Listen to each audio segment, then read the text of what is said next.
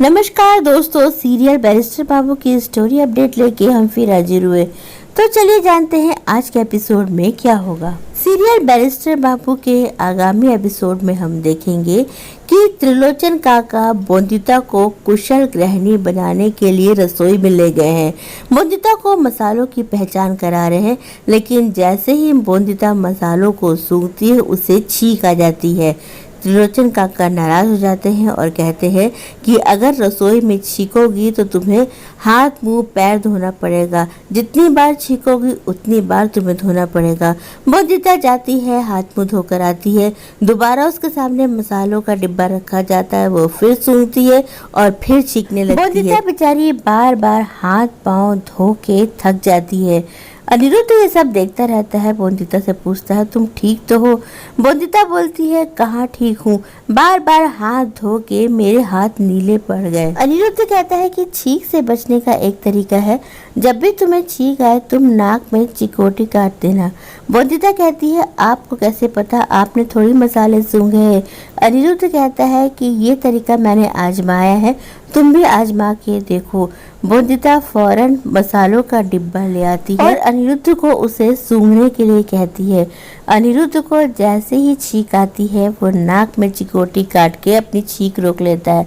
बोंदिता कहती है, ये तरीका तो बहुत अच्छा है, मेरी समस्या चाहे छोटी हो या बड़ी उसको दूर तो आप ही करते हैं, आप सच में मेरे रक्षक बाबू हैं। बोंदिता अनिरुद्ध से कहती है कि वादा करिए कि जिंदगी में आप मेरा साथ कभी नहीं छोड़ेंगे। अनिरुद्ध याद करता है कि उसने बोंदिता से शादी करते वक्त उसकी माँ को वचन दिया था कि वह बोंदिता का साथ कभी नहीं छोड़ेगा। अनिरुद्ध कहता है कि मैं वादा करता हूँ, मैं तुम्हारा साथ कभी नहीं छोड़ूंगा। बोंदिता खुशी खुशी दोबारा से रसोई में चली जाती है और इस बार मसाले सूंघ के जैसे ही उसे छींक आने वाली रहती है वो नाक में चिकोटी काट के अपनी छींक रोक लेती है। इधर अनिरुद्ध के पास सोमनाथ आता है और उसे बताता है कि सौदामिनी दीदी बेहोश पड़ी हुई है। अनिरुद्ध घबरा जाता है, वो कहता है कहाँ? सोमनाथ कहता है सौदामिनी दीदी कुएं के पास बेहोश पड़ी हुई है। अनिरुद्ध भाग के सौदामिनी को देखने चले जाता है। अनिरुद्ध के पिता ये सब सुनते रहते हैं और समझ जाते हैं कि आखिरकार सौदामिनी ने अपनी चाल चल दी। इधर काका ससुर बोंदिता से कहते हैं कि अब तुम्हें लुची बनानी होगी। तुम्हें पता तो होगा ना लुची कैसे बनती है? आटे में पानी डाल के उसको गूंदो, लोई बनाओ और लुची बनाओ। अब बोंदिता को तो ये सब आता ही नहीं, वो चुपचाप खड़ी रहती है। काका ससुर बोंदिता से कहते हैं, चलो जल्दी से खाना बनाना शुरू करो। बोंदिता ढेर सारा आटा निकाल के बैठ जाती है। उसे समझ में नहीं आता कि कितना पानी डालूं। तभी कोयली दीदी आ जाती है। वो बोलती है, इतना सारा पानी मत डालो, मैं बताती हूँ कि कैसे डालना है। तभी काका ससुर फिर से आ जाते हैं और कोयली को डांटते हैं। वो कहते हैं कि तुम मेरी बहू को कुशल गृहिणी बनने से रोक रही हो, उसकी मदद मत करो, उसे खुद सीखने दो। त्रिलोचन काका कहते हैं कि मैं यहाँ खड़े होके चुपके से निगरानी कर रहा था कि कोई तुम्हारी मदद ना करे। बोंदिता कहती है कि क्या आप फिर से चुपके से निगरानी करेंगे? त्रिलोचन काका कहते हैं, मेरे पास बहुत से काम है, मैं जमींदार हूँ, पूरे टाइम तुम्हारी निगरानी नहीं कर सकता। इस वक्त मुझे मंदिर जाना है, लेकिन बिहारी तुम्हारी निगरानी करेगा। तुम रसोई घर से बाहर नहीं जाओगी जब तक तुम खाना नहीं बना लोगी। बोंदिता तरीके से बिहारी से लुची बनाना सीखना चाहती है। बिहारी कहता है, मुझे सब कुछ बनाना आता है, मैंने ही तो कोयली को बनाना सिखाया, मैं बहुत अच्छा खाना बनाता हूँ।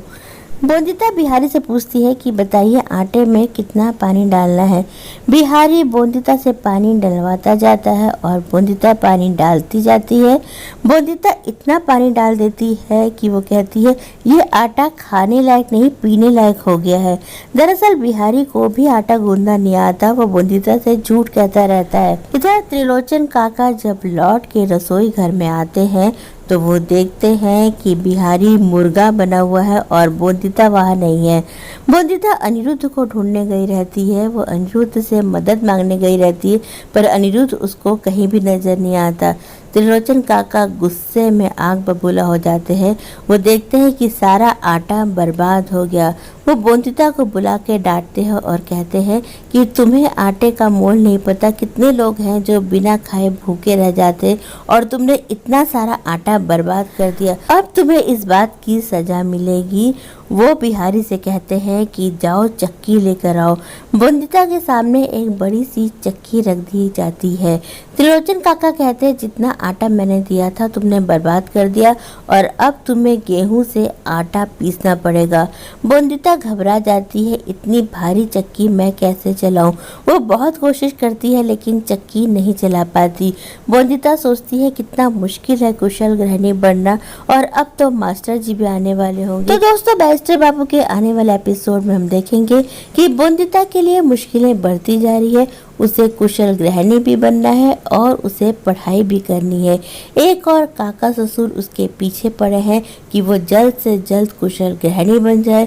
वही अनिरुद्ध चाहता है कि वो पढ़ाई करे, जिसके लिए उसने एक मास्टर जी भी बुलाए हैं। अब बोंदिता इन दोनों चुनौतियों से कैसे पार पाएगी, क्या अनिरुद्ध उसका साथ देगा, ये तो हमें आने वाले एपिसोड में ही पता चलेगा।